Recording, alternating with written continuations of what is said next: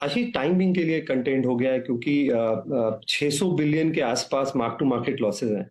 और ये जो सिलिकॉन वैली बैंक है इसे आप बिग्स बॉय बैंक बोल सकते हैं क्योंकि इनको काफी लिक्विडिटी आया कोविड पीरियड में, क्योंकि काफी डील्स हो रही थी, इंटरेस्ट रेट एनवायरनमेंट एकदम जीरो था। और बैंक जो है क्योंकि ये वीसी से डील करता है उतना लेंडिंग नहीं कर सकता था, तो उसने लॉन्ग डेटेड बॉन्ड्स लिए, मॉर्गेज बैक सिक्योरिटीज खरीदी। उस समय यील्ड अच्छा था, 1.25% का था, पर बाद में फेड ने रेट बढ़ाया। और अगर आप 12 महीने तक इंटरेस्ट रेट जीरो रखेंगे, 12 साल तक जीरो रखेंगे, डॉलर प्रिंट करेंगे, और सडनली 12 महीने में अगर आप रेट को 0 से 5% ले जाएंगे तो कुछ एक्सीडेंट तो डेफिनेटली होगा। वो इस फॉर्म में आया, और क्राइसिस हर बार नए फॉर्म में आता है। बट आई थिंक फेड ने स्विफ्टली एक्ट किया, फेडरल ट्रेजरी ने, और 1 साल का लाइन दिया है बैंक्स को। तो मुझे लगता है टाइमिंग के लिए प्रॉब्लम सॉल्व। बट यूएस में अभी भी डेट बहुत है, 31-32 ट्रिलियन डॉलर का डेट है इकोनॉमी में। क्रेडिट कार्ड डेट बहुत ज्यादा है, स्टूडेंट लोन बहुत ज्यादा है। तो ये और रेट्स अभी भी काफी हाई हैं, और ये शायद कुछ टाइम हाई रहेंगे क्योंकि उनको इन्फ्लेशन भी कंट्रोल करना है। तो फॉर द टाइम बीइंग ये प्रॉब्लम सॉल्व हो गई है और कंटेजियन नहीं लगता है। बट थोड़ा हमें ये मान लेना कि सब कुछ ठीक हो गया है, और इसके बाद रेट एकदम से कट होना शुरू हो जाएंगे, मुझे नहीं लगता वो सब होने वाला। बिल्कुल ठीक। तो ये for the time being contain हुआ है, लेकिन दिक्कतें ऐसा नहीं है कि सब की सब खत्म हो गई हैं। हो सकता है रीसरफेस करें, हमें वॉचफुल रहना पड़ेगा, देखना पड़ेगा। दूसरा, इन डेवलपमेंट्स की जो गुरमीत हुआ क्या, बीच में जिस तरह से वो पॉवेल साहब की टेस्टिमनी आई थी, वो टेस्टिमनी से तो क्लियर कट पिच ऐसा लग रहा था आधे % की तरफ हम बढ़ रहे हैं। मार्च के महीने में वो 25 का टोकन जब आया था, उसके बाद वापस दरें बढ़ेंगी। अब क्या इन इवेंट्स के बीच में, क्योंकि हुआ जो कुछ दिक्कत है, क्योंकि फेड ने बहुत एग्रेसिवली छोटे स्पैन ऑफ टाइम में एक्ट कर दिया, उसके बाद सारे समीकरण बिगड़ गए। अब ये जो कुछ हुआ है उसके बाद ऐसा हो गया है क्या कि आधे % की रेट हाइक लेस लाइकली है 22 मार्च को फेड की तरफ से? मेरा ये मानना है कि शायद पॉज भी हो सकता है आशीष, क्योंकि जब आपका सिस्टम आप प्राइस स्टेबिलिटी मेन गोल होता है, जो फेड ने बोला भी है। और अगर फाइनेंशियल सिस्टम स्टेबिलिटी पे अगर सवाल आएगा तो कुछ टाइम के लिए मुझे लगता है हो सकता है फेड पॉज करे। मैं ये नहीं बोल रहा हूँ कि फेड पूरी तरह पॉज करेगा, बट मेरा ये मानना है कि पीक रेट्स लगभग यूएस में आ चुके हैं, ऐसा ऐसा मेरा मानना है। और दूसरा, जैसा मैंने बोला कि इस second order third order impact होता है इन चीजों का, क्योंकि बहुत सारे पूरा स्टार्टअप इकोसिस्टम का पैसा वहां लगा हुआ है। तो जब बैंक डिफॉल्ट जो होता है वो सिस्टम वाइड क्राइसिस इशू करता है, वो सीरीज ऑफ बैंक्रप्सीज हो सकती है। हमने देखा बहुत सारी इंडियन कंपनीज का कुछ सब्सिडीज का एक्सपोजर था। हमने वो चीज यूरोप में देखी, काफी सारे कंपनीज में देखी जहां 10-20-25% तक उनकी ट्रेजरी के फंड्स वहां पे थे। उससे पेरोल इम्पैक्ट हो सकता है, पूरा टेक इकोसिस्टम डिस्टर्ब हो सकता है। तो सेकंड थर्ड ऑर्डर इम्पैक्ट होते हैं, और फेड ने 2008 से में ये देखा है। तो मुझे लगता है कि फेड शायद थोड़ा पॉज करेगा। Indian market point of view से हमारे दो बड़े कंसर्न थे। एक अदानी इशू था, जो मुझे लगता है अब सेटल होता दिख रहा है। उन्होंने कल भी प्रीपे किया है जो उन्होंने फाइनेंसिंग करी थी अंबुजा के लिए। और जो हमारे बैंक्स को लेके एक थोड़ा सिस्टमिक रिस्क की बात हो रही थी, वो मुझे नहीं लगता, ओवरब्लोन थी, बट मुझे लगता है वो सेटल्ड है।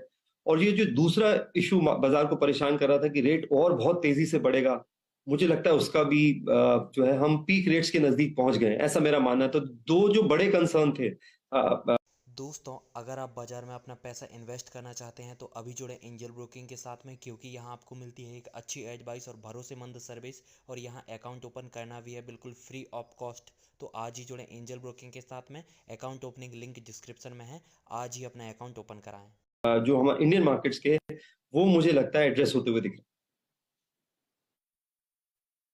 आई थिंक इन्हीं दो विषयों पे बात करेंगे, लेकिन आशीष थोड़े से गुरमीत जी के ना ट्वीट्स के बारे में बात करते। दरअसल मैं दिल्ली ऑफिस में, गुरमीत जी काफ़ी समय से आ रहे थे यहाँ स्टूडियो में। आशीष बैठते थे, वो सुबह का इंटरेक्शन होता था उनका TV 18 पे, फिर चले जाते थे। लेकिन अब मैं गुरमीत जी को धीरे धीरे समझ रहा हूँ।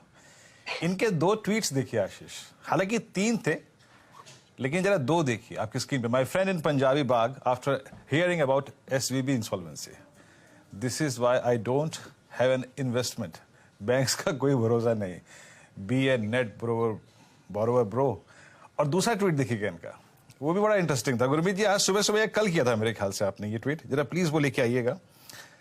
During my morning walk I bumped into A group of senior citizens of my society. Almost everyone was worried about markets and investment in US. Best part is that they tracked everything, but only 2 out of 15 and 16 members had stock, and overall exposure was nil. गजब tweet थे यार, गजब नहीं। अभी गुरमीत जी जब हम लोग discussion Veeru खत्म कर देंगे तो गुरमीत जी एक हरियाणा पुलिस का जोक सुना के जाएंगे आपको। वो बात की बात है, लेकिन गुरु आप सवाल पूछ लीजिए।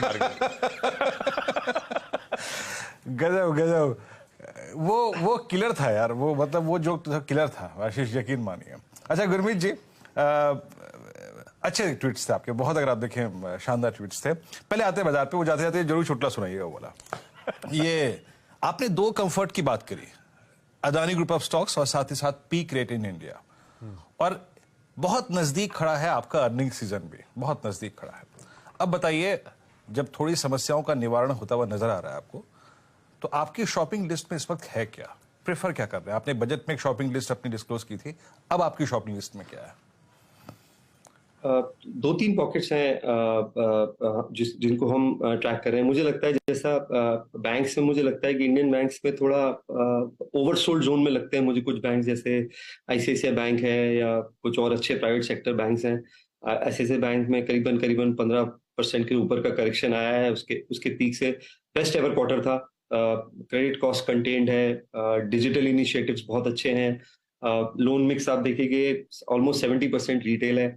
लाइबिलिटी साइड, मैं बार बार ये बोल रहा हूँ कि ये साल लाइबिलिटी साइड डिफरेंशिएट करेगी बैंक्स का, कितना स्ट्रांग आपका डिपॉजिट बेस है, कितना कासा है। आप देखिए कि हिंदुस्तान, क्योंकि एसवीबी की बात कर रहे हैं, आईसीआईसीआई में 50% कासा है, मतलब जो छोटे निवेश, जो करंट और सेविंग अकाउंट होते हैं और जो ग्रैनुलर बेस है वो ज्यादा है। हमने देखा कि जो एसवीबी में था वो बल्क डिपॉजिट्स थे, $2.5 लाख, जो इंश्योरेंस था वो सिर्फ 5% था।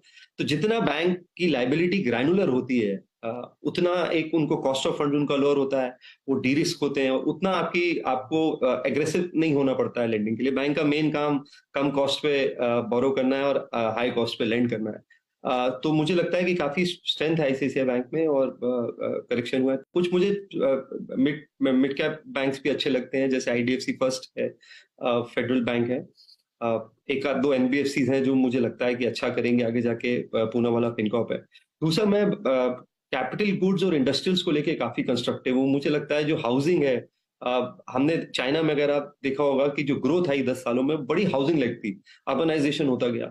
मुझे इंडिया में भी वही साइकिल देखने को मिल रही है। आप देखिए इंटरेस्ट रेट्स बढ़ने के बावजूद हाउसिंग रजिस्ट्रेशन बहुत स्ट्रांग है।